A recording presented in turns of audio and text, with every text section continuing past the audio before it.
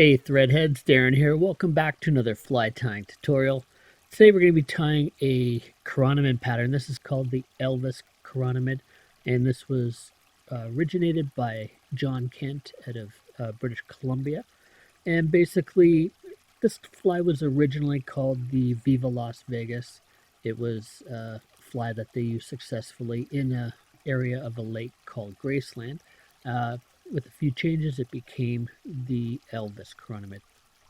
This is a great fly for a lot of different conditions, including ice fishing or fall fishing. It's got a lot of reflective qualities. I've made a few changes to the original pattern, and I'll explain those as I go through the pattern. Don't forget to leave a comment down below, and I'll get your name entered into our next draw for stickers and some of the flies we tie. Let's have a look at the material list and get started.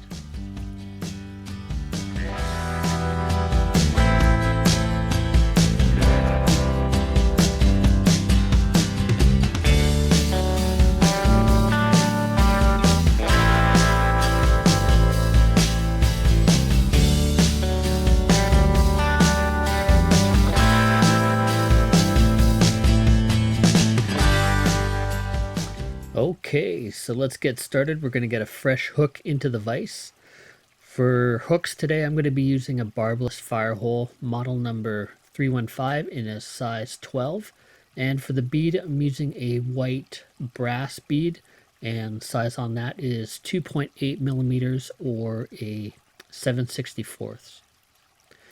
So we're going to add a little bit of an underbody onto this Chironomid.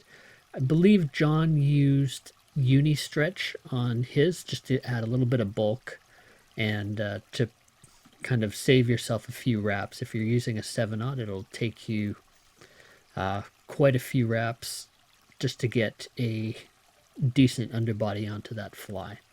So here I'm using a 210 denier flat wax nylon, so it's kind of a little bit smaller than the Uni-Stretch, but a little bit bigger than the 6/0 or an 8/0 thread. So we're just kind of going back and forth. I put a layer of thread on all the way to where I want the fly body, and then I come back all the way to the front, go back a little ways, not all the way, and just kind of reduce that distance each time until I get to the eye, and give yourself a nice taper. So we'll just finish that up with a few wraps, and we'll add a couple half hitches just to tie that off, and then we'll trim the thread.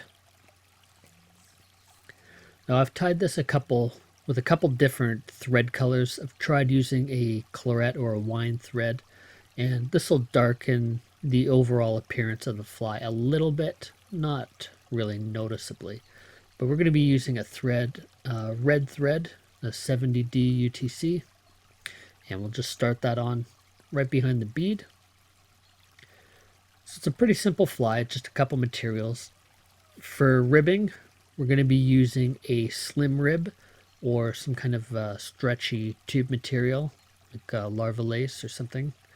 The original John was using, I believe it was the Wapsi Stretch Tubing, and this one here that I'm using, this is from Juan Ramirez. It's a slim rib is what it's called, and it's probably about a 0.03 or 0.04 millimeter, and it's sort of like the stretch cord, the magic stretch that I use on some other material, on some other flies. This one is a mahogany color, so this will work for our purposes here fairly well. For our body material on this fly, we're going to be using some mirror flash or some mirage, and this is the Flashaboo mirage that we're going to be using.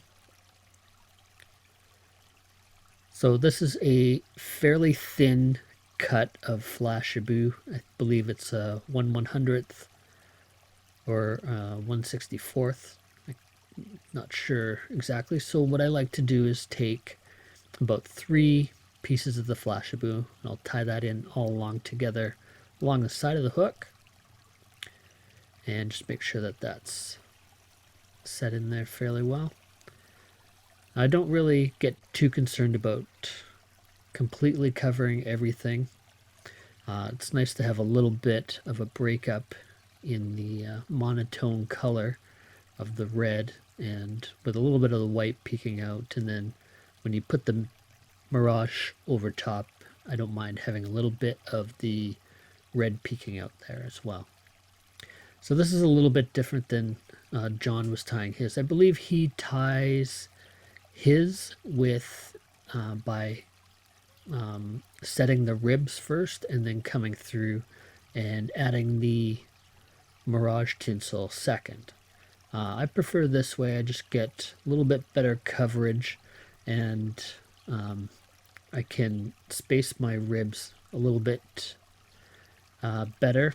I don't have to worry so much about getting full coverage of the tinsel. Yeah, so we just take that up to the eye, or just behind the bead, and we'll tie that off, trim off the excess.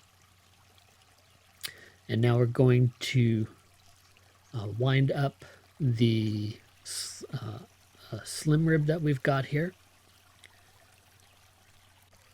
You just want to make sure you kind of keep some pressure on this as you pull it. If you back off on the pressure, this can slip fairly easily.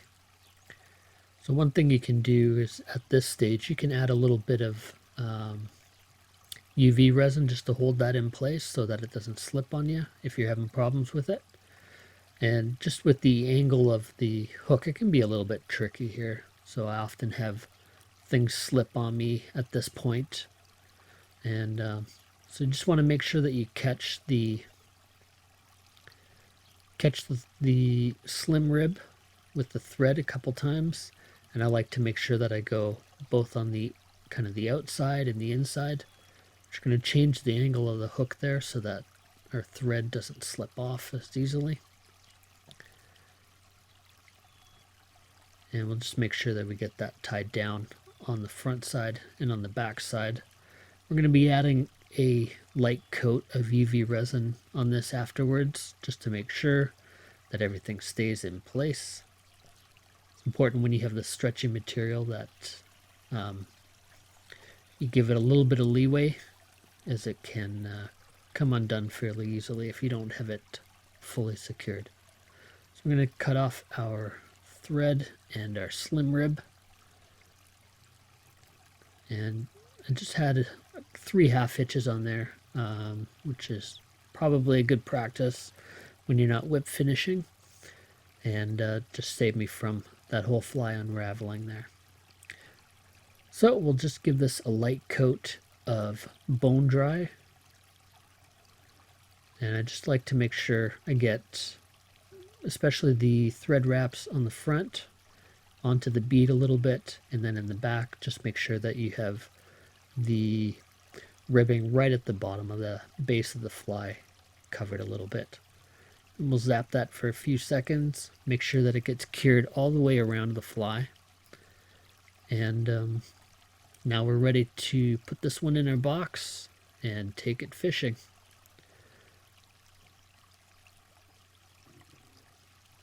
So this is definitely one of those flies I have in my ice fly box. Hope it works for you.